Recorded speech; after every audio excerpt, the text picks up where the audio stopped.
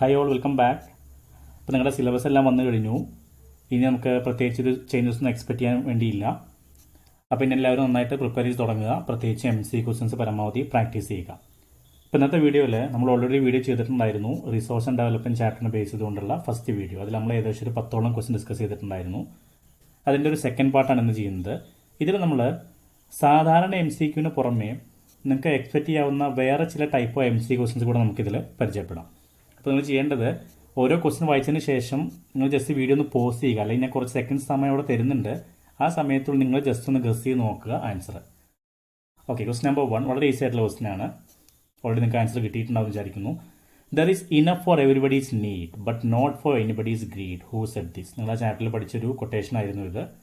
ആരാണ് പറഞ്ഞത്? നെഹ്റു ആണോ, വാജ്പേയി ആണോ, മോഹൻദാസ് കരംചന്ദ് ഗാന്ധി ആണോ, അതോ സുന്ദർലാൽ ബഹുഗുണ? വളരെ ഈസി ആയിട്ടുള്ള ആൻസർ, നമുക്ക് വെയിറ്റ് ചെയ്യേണ്ട ആവശ്യം വരുന്നില്ല.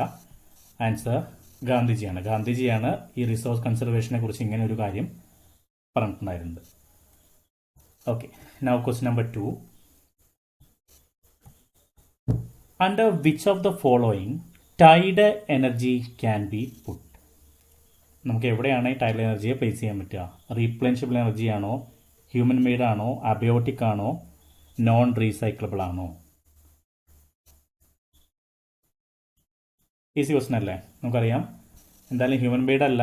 അബയോട്ടിക് എന്ന് വേണമെങ്കിൽ പറയാമെങ്കിൽ പോലും ഇവിടെ കറക്റ്റായിട്ട് വരുന്ന കാറ്റഗറി ഏതാണ്? Renewable, otherwise non as replenishable. അതിലാണ് ടൈഡ് എനർജി വരുന്നത്. Okay, question number 3. ഇതാണ് നിങ്ങൾ പുതിയൊരു ക്വസ്റ്റ്യൻ ആയിട്ട് പരിചയപ്പെടുത്തുന്നത്. ഇവിടെ നിങ്ങൾ ചെയ്യേണ്ടത് analyse the information given below considering one of the following correct option. ഇവിടെ നിങ്ങൾക്ക് ഒരു ഫാക്റ്റിനെ കുറിച്ചുള്ള 4 സ്റ്റേറ്റ്മെന്റ് കൊടുത്തിട്ടുണ്ടായിരിക്കും. നിങ്ങളത് ശരിക്കും വായിച്ചതിന് ശേഷം അവിടെ നിങ്ങൾക്ക് 4 ആൻസർ ആയിട്ട് 4 ഓപ്ഷൻസും കാണാൻ പറ്റും. സോ അത് നിങ്ങൾ എന്ത് ചെയ്യണം? കറക്റ്റ് ആയിട്ടുള്ള ഓപ്ഷൻ സെലക്ട് ചെയ്യണം. നമുക്കൊന്നുകൂടെ ആ ഫാക്ട്സ് നോക്കാം. ഇതാണ് 4 ഇൻഫർമേഷൻ തന്നിട്ടുള്ളത്. നിങ്ങൾ എന്തിനെ പറ്റിയാണെന്നാണ് അവിടെ മനസ്സിലാക്കേണ്ടത്. It is formed by the deposition of alluvium brought down by the east flowing peninsula rivers. It is highly fertile. അപ്പോൾ ഒരു കാര്യം ഷുവറാണ്, ഇതെന്തോ സോയിലിനെ പറ്റിയാണ് പറയുന്നത്. It consist of various portions of sand, silt and clay. And the last one, it is rich in potash, phosphoric acid and lime but deficient in organic matter. ഏതോ സോയിലിനെ പറ്റിയാണ് ഇൻഫർമേഷൻ എല്ലാം തന്നിരിക്കുന്നത്. ഇന്നൊക്കെ ആൻസർ ആയിട്ട് 4 ഓപ്ഷൻ കൊടുത്തിട്ടുണ്ട്. ഇതെല്ലാം main feature of alluvial സോയിലാണോ, മെയിൻ ഫീച്ചേഴ്സ് ഓഫ് ബ്ലാക്ക് സോയിലാണോ, ഫീച്ചേഴ്സ് ഓഫ് അരിഡ് സോയിലാണോ, അതോ ഫീച്ചേഴ്സ് ഓഫ് ലാറ്ററൈറ്റ് സോയിലാണോ? എനിക്ക് പ്രത്യേകിച്ച് ഒന്നും ആലോചിക്കാൻ വരുന്നില്ല. വളരെ ഈസിയാണ്. കാരണം വലിയൊരു ക്ലൂ ഓഫ് ക്വസ്റ്റ് തന്നിട്ടുണ്ട്. എന്താണ്? ഇതെല്ലാം റിവേഴ്സ് ഡെപ്പോസിറ്റ് ചെയ്യുന്നതാണ് എന്ന് പറഞ്ഞപ്പോൾ തന്നെ നിങ്ങൾക്ക് ആൻസർ കിട്ടിയിട്ടുണ്ടാവും. അപ്പോൾ കറക്റ്റ് ആൻസർ എന്ന് പറയുന്നത് ഈ മോളിൽ കൊടുത്തിരിക്കുന്ന ഇൻഫർമേഷൻസ് എല്ലാം തന്നെ ഫീച്ചേഴ്സ് ഓഫ് അലുവിയൽ സോയിലാണെന്ന് നമുക്കതിന് മനസ്സിലാക്കാം. അപ്പോൾ നിങ്ങൾക്ക് ഇത്രയും ക്വസ്റ്റ്യൻ കൂടെ എക്സ്പെക്ട് ചെയ്തിട്ട് വേണം പോകാൻ. അല്ലാതെ വെറും സാധാരണ MCക്ക് മാത്രം എക്സ്പെക്ട് ചെയ്യരുത്. നമുക്ക് ഇതുപോലുള്ള മറ്റൊരു ക്വസ്റ്റ്യൻ കൂടെ നോക്കാം. സെയിം പാറ്റേൺ ആണ്. 4 ഇൻഫർമേഷൻ തന്നിട്ടുണ്ട്, പിന്നെ 4 ഓപ്ഷൻ തരുന്നതായിരിക്കും. ഇതൊക്കെയാണ് information. Contour ploughing, terrace farming, strip cropping, afforestation.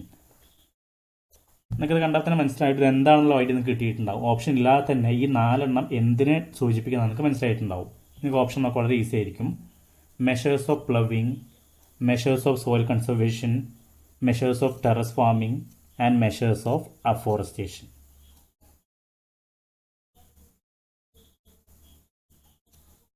Okay, വളരെ ഈസി അല്ലേ? എന്തായാലും പ്ലവിംഗ് മെഷേഴ്സ് അല്ല ഇതൊന്നും. കാരണം ഫസ്റ്റ് ഒഴികെ ബാക്കിയെല്ലാം നേരിട്ട് പ്ലവുമായിട്ട് ബന്ധമുള്ള കാര്യങ്ങളല്ല, എസ്പെഷ്യലി ടെറസ് അഫോറസ്റ്റേഷൻ ഒന്നും. പിന്നെ മെഷേഴ്സ് ഓഫ് സോയിൽ കൺസർവേഷൻ ആണോ, അതാണ് ഏറ്റവും സ്യൂട്ടബിൾ വരുന്നത്. നമ്മൾ ഓൾറെഡി പഠിച്ച കാര്യമായിരുന്നു. ഈ 4 മെത്തേഡാണ് മെയിനായിട്ട് നമ്മൾ യൂസ് ചെയ്യുന്നത് ഫോർ കൺസർവേഷൻ ഓഫ് സോയിൽ. അപ്പോൾ കറക്റ്റ് ആൻസർ വരുന്ന ഈ 4 എണ്ണവും മെഷേഴ്സ് ഓഫ് സോയിൽ കൺസർവേഷനെ പറ്റിയുള്ള ഇൻഫർമേഷൻസ് ആണ്.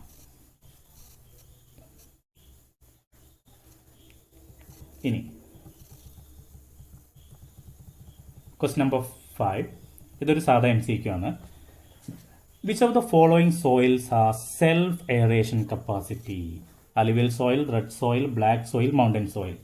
നമ്മൾ ഈ ഫീച്ചർ, ഒരു സോയിലിന്റെ ഫീച്ചർ പറഞ്ഞ കൂട്ടത്തിൽ പറഞ്ഞൊരു കാര്യമായിരുന്നു അതിന് സെൽഫ് എയറേഷൻ കപ്പാസിറ്റി ഉണ്ട് എന്നുള്ളത്. അവിടെ ഒരു ക്ലൂ ആയിട്ട് വേണമെങ്കിൽ തരാവുന്നത് നമ്മൾ പറഞ്ഞിട്ടുണ്ടായിരുന്നു ഈ സോയിലിൽ പ്രത്യേകിച്ച് ക്രാക്കുകൾ, ഒരുപാട് നമുക്ക് ക്രാക്കുകൾ കാണാൻ പറ്റും. അത് ഇതിന് ഫെസിലിറ്റേറ്റ് ചെയ്യാൻ വേണ്ടിയിട്ടാണ്.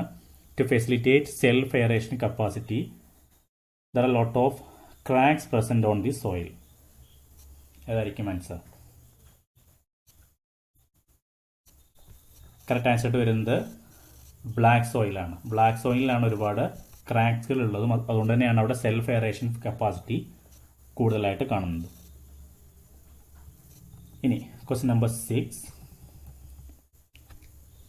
Ploughing along the contour lines regulate the flow of water down the slope is called. അത് ഈസിയാണ്. സ്ട്രിപ്പ് ക്രോപ്പിംഗ് ആണോ, ഷീറ്റ് ഇറോഷൻ ആണോ, കോണ്ടൂർ പ്ലൗവിംഗ് ആണോ, ടെറസ് കൾട്ടിവേഷൻ ആണോ? നിങ്ങൾക്ക് പ്രത്യേകിച്ച് ടൈമൊന്നും എടുക്കേണ്ട ആവശ്യം വരുന്നില്ല, കാരണം അതിൻ്റെ ക്ലൂ ഓൾറെഡി ക്വസ്റ്റ്യൻ തന്നിട്ടുണ്ട്. കറക്റ്റ് ആൻസർ കോണ്ടൂർ പ്ലൗവിംഗ് ആണ്. അപ്പോൾ നിങ്ങൾക്ക് ചില ക്വസ്റ്റ്യനൊക്കെ വളരെ ഈസി ആയിട്ട് ഇങ്ങനെ എക്സ്പെക്ട് ചെയ്യാം. ഓൾറെഡി ക്വസ്റ്റ്യൻ തന്നെ നിങ്ങൾക്ക് ആൻസർ കിട്ടുന്ന രീതിയിലുള്ള ചില ക്വസ്റ്റ്യൻസ് ഒക്കെ അവിടെ വരാം. ഇനി ക്വസ്റ്റ്യൻ നമ്പർ 7. ഇത് ആ റിസോഴ്സിൻ്റെ ക്ലാസിഫിക്കേഷനുമായി ബന്ധപ്പെട്ട ഒരു ക്വസ്റ്റ്യൻ ആണ്. What are developed resource? Resources which are surveyed and their quantity and quality have been determined for utilization. Resources which can be renewed or reproduced.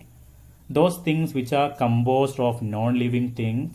And the last one, resources which are found in a region but have not been utilized.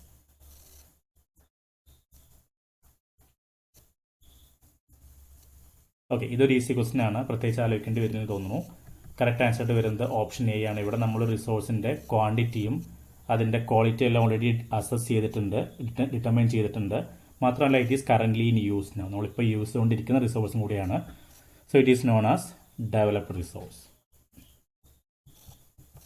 Question number 8. ഇതും ഒരു സോയിലിനെ കുറിച്ചുള്ള question ആണ്. Dash are saline, generally sandy in texture and saline in nature. ഏത് സോയിലാണ്? Texture പറയുമ്പോൾ Sandy ആയിട്ടും അതുപോലെ nature പറയുമ്പോൾ സലൈനായിട്ട് നിൽക്കുന്ന സോയിൽ. അരിഡ് സോയിലാണോ, ലാറ്ററി സോയിലാണോ, ബ്ലാക്ക് സോയിലാണോ, അലുവിയൽ സോയിലാണോ?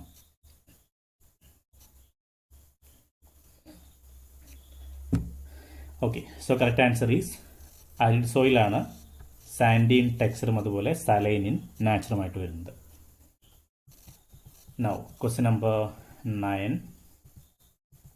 വളരെ ഈസി ക്വസ്റ്റ്യൻ ആണ്.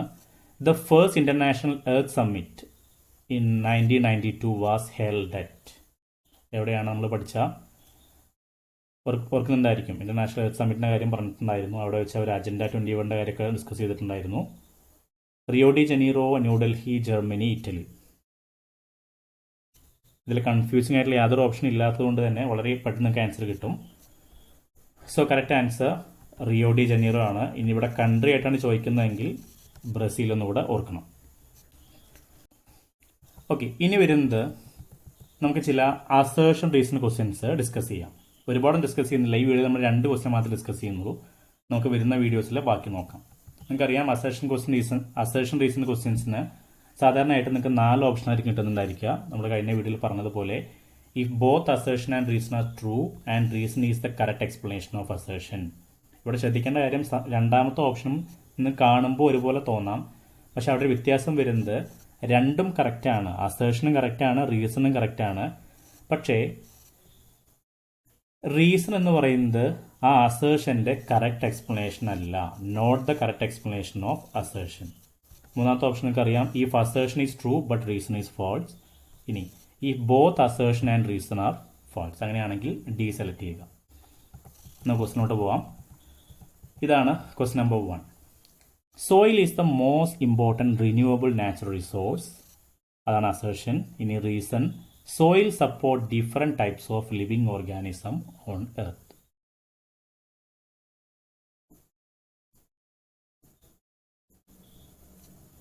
വളരെ ഈസി ആയിട്ടുള്ള ക്വസ്റ്റൻ ആയിരുന്നു. നമുക്കറിയാം soil is the most important renewable natural resource. Soil renewable resource തന്നെയാണെന്ന് നിങ്ങൾക്കറിയാം അല്ലേ? അപ്പോൾ അസേർഷൻ കറക്റ്റ് ആണ്. ഇനി റീസൺ എന്താ? Soil support. നമ്മുടെ എർത്തിലെ നമ്മുടെ എല്ലാ ലിവിങ് സിസ്റ്റത്തെയും സപ്പോർട്ട് ചെയ്യുന്നതും സോയിലാണ്. അപ്പോൾ രണ്ടും കറക്റ്റ് അല്ലേ? അപ്പോൾ ഏത് ഓപ്ഷൻ സെലക്ട് ചെയ്യണം? Option A is the correct answer. Both assertion and reason are true and reason is the correct explanation of assertion. നമുക്ക് അവിടെ ഒരു കണക്ഷനും കാണാൻ പറ്റും. നമുക്കതുകൊണ്ട് തന്നെ പറയാൻ പറ്റും റീസൺ എന്ന് പറയുന്ന അസേർഷൻ്റെ എക്സ്പ്ലനേഷൻ തന്നെയാണ്. ഇനി സെക്കൻഡ് ക്വസ്റ്റ്യൻ, അസേഷൻ വരുന്നത് ഇങ്ങനെയാണ്: terrace cultivation does not restrict erosion. Erosion means soil erosion. Then reason: running water cuts through the clay soil and makes deep channels as gullies. This helps to cultivate crops.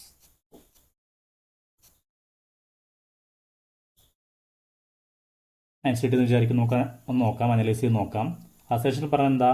Terrace cultivation കൊണ്ട് നമുക്ക് എന്ത് ചെയ്യാൻ പറ്റില്ല, soil ഇറോഷനെ restrict ചെയ്യാൻ, control ചെയ്യാൻ പറ്റില്ല എന്നാണ് പറയുന്നത്. അപ്പോൾ അവിടുന്ന് ഒരു കാര്യം മനസ്സിലായി, അസേഷൻ റോങ് ആണ്, ട്രൂ അല്ല, അസേഷൻ ഫാൾസ് ആണ്. ഇനി റീസണിൻ്റെ കാര്യം എന്താ പറയുന്നത്? ഇവിടെ പറയുന്നത് ആ ഗള്ളി ഇറോഷനെ പറ്റിയാണ് പറയുന്നത്. ഇനി ലാസ്റ്റ് ഇങ്ങനെ ഇത് കൺക്ലൂഡ് ചെയ്യുന്നത് എങ്ങനെയാണ്? This helps to cultivate crop. അവിടെ ഗള്ളി ഇറോഷൻ മൂലം നമുക്ക് വലിയൊരു ഡീപ്പായിട്ടുള്ള ചാനൽസ് ഉണ്ടാവുന്നു. അതുമൂലം നമുക്ക് അത് ഉപയോഗിച്ചിട്ട് നമുക്ക് കൾട്ടിവേറ്റ് ചെയ്യാൻ പറ്റുമെന്നാണ് പറയുന്നത്. അതൊരിക്കലും നടക്കുന്ന കാര്യമല്ലല്ലോ. അപ്പോൾ അവിടെ റീസണും ഫാൾസ് ആണ്, അസേഷനും ഫാൾസ് ആണ്, റീസണും ഫാൾസ് ആണ്. അപ്പോൾ സെലക്ട് ചെയ്യേണ്ട ഓപ്ഷൻ ഡി ആണ്. If both assertion and reason are false. Okay, ഇനി നമുക്ക് കുറച്ച് സാധാരണ MCQ ഡിസ്കസ് ചെയ്യാം. Which of the followings already repeated question ആണെന്ന് തോന്നുന്നു അല്ലേ, നമ്മൾ ഓൾറെഡി ഡിസ്കസ് ചെയ്തതായിരുന്നു. Okay, so it is our last question of this video. The red soil is red in colour because. എന്തുകൊണ്ടാണ് റെഡ് സോയിൽ റെഡായി കാണുന്നത്? It is rich in humus, rich in iron compounds, it is derived from volcanic origin, and it is rich in potash. നമ്മൾ ആ chapter എടുത്തപ്പോൾ discuss ചെയ്ത കാര്യമായിരുന്നു എന്തുകൊണ്ടാണ് അവിടെ റെഡ് കളർ വന്നത് എന്നുള്ളത്. ഓക്കെ, ആൻസർ കിട്ടുമെന്ന് വിചാരിക്കുന്നു. കറക്റ്റ് ആൻസർ ഓപ്ഷൻ ബി ആണ്. It is rich in iron compounds. ഒരുപാട് അയൺ കോമ്പൗണ്ട്സ് ഉള്ളത് കൊണ്ടാണ് റെഡ് കളറായിട്ട് വന്നിട്ടുള്ളത്. അപ്പോൾ നമുക്ക് ഇത്രയാണ് ഈ വീഡിയോ ഡിസ്കസ് ചെയ്യാനുള്ളത്. ക്ലാസ് യൂസ്ഫുൾ ആണെങ്കിൽ please share with your friends and subscribe. നമുക്ക് ബാക്കിയുള്ള വീഡിയോസിൽ ബാക്കിയുള്ള ടോപ്പിക്സ് ഡിസ്കസ് ചെയ്യാം. Thanks for watching.